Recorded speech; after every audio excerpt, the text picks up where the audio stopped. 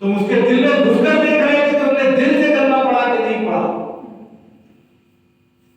कल क़यामत में जब अल्लाह रब्बुल इज्जत तुमसे पूछेगा कि एक शख्स ने तुम्हारे सामने कलमा पढ़ा था तो तुमने क्या किया, डर है।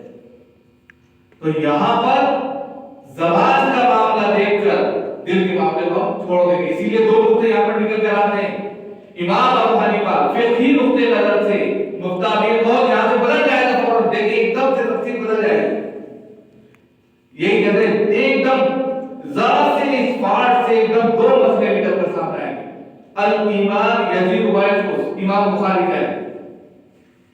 अल ईमान ला यजीद व ला यनकुस, इमाम अबू हनीफा है। और दो इमाम, एक इमाम मुहद्दिसीन है और एक इमाम फुक़हा है। एक पर शरीयत है, एक पर मतून है। दोनों की अलग अलग बातें हैं। ज़ाहिरी एतबार से ऐसा महसूस हो रहा है, यहाँ पर तज़ाद आ गया है, टकराव पैदा हो गया है। लेकिन अगर इल्मी नुक्ते नजर से देखा जाए तो कोई टकराव नहीं। अब टकराव कैसे नहीं है इसको समझिए। एक शख्स इमाम अबू हनीफा कहते हैं, वो फिक़ही नुक्ते नजर से कानून जानते हैं ना, फक़ीह जो होगा, मुफ्ती जो होगा, वो कानून की बात करेगा, शरीयत की बात करेगा। इमाम अबू हनीफा ने जो लफ्ज़ इस्तेमाल किया अल ईमान ला यज़ीद व यनकुस, इसका मतलब ये होगा कि ईमान में न ज़्यादती है न कमी है। अगर एक इंसान ने कलमा पढ़ा है तो मुसलमान है। अब कोई इंसान जो है मुसलमान है, नमाज एक नहीं पढ़ी उसने, ज़कात नहीं दी, रोजा नहीं रखा है, इंतकालों की नमाज पढ़ते हो कि नहीं पढ़ते, कफन दफन करते हो कि नहीं करते, ये है ईमान।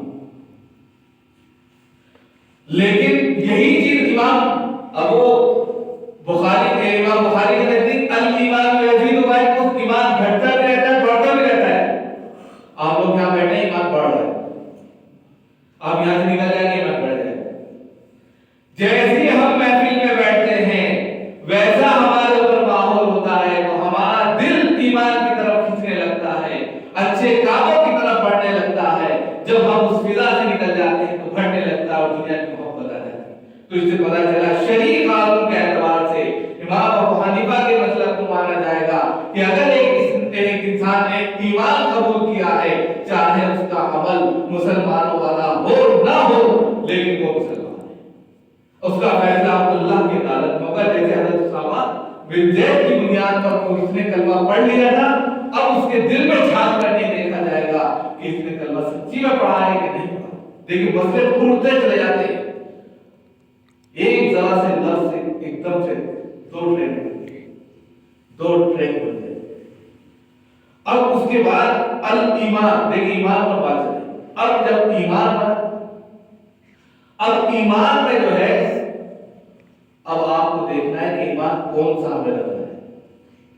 शरीय कवानीन के एतबार से तो ईमान जो है, हम ईमान घर में पैदा हो गए, जो हुआ जो हमारे साथ होता है लास्ट में वो ठीक है।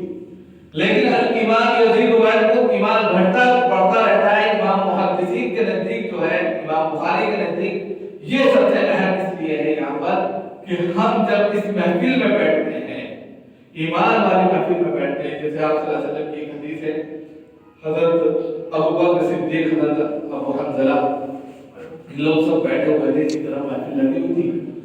और उसके बाद में आप सल्लल्लाहु अलैहि वसल्लम की महफिल खत्म हुई तो उन्होंने हज़रत अबू बकर ने कहा कि अबू बकर